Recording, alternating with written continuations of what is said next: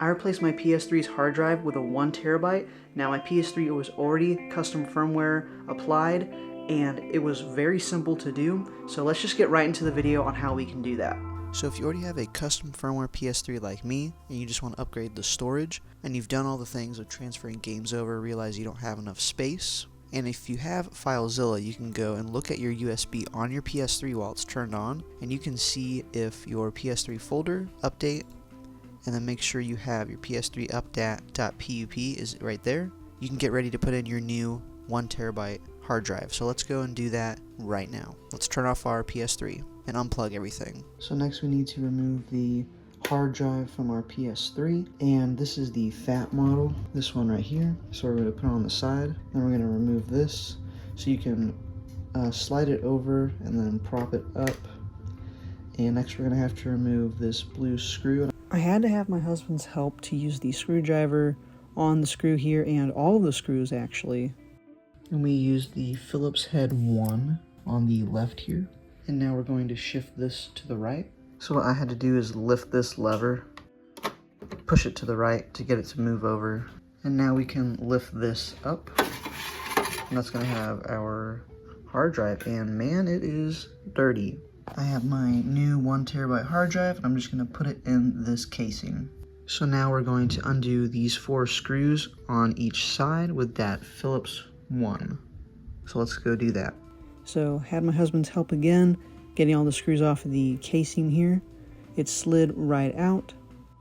I then compared what side to put the new hard drive in, had it facing the same way, went to slide it in, and then I needed to pull that prong side, and then it just slid right in.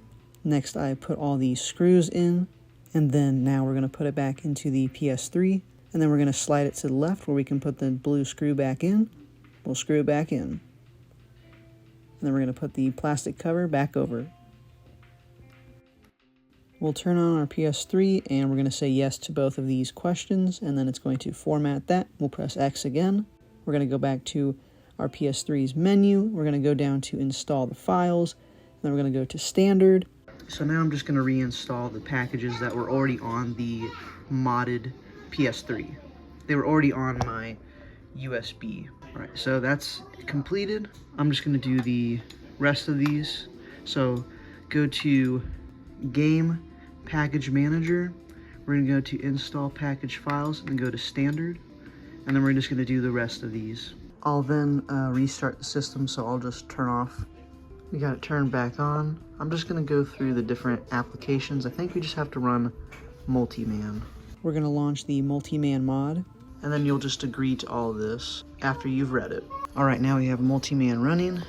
So I don't have any games on here, but I'm going to go and turn this off and go back to the XMB, which is just the PlayStation 3 menu. We'll just go to the quit option at the very left. We're going to go to the Webman mod next, the installer. We're going to click X, and it will install that. And now you can go and play your games, and they will be on your main menu once you do that. And it had to get an update for this game, so I ran that, and now you can play your games. Thank you so much for watching. I'd love to hear your comments down below. If you need any help, I'll do my best to help. But yeah, I went from 40 gigs to 1 terabyte, and that is going to be super helpful with custom firmware. So if you want any of the accessories, I'll have them all linked down below of what I used.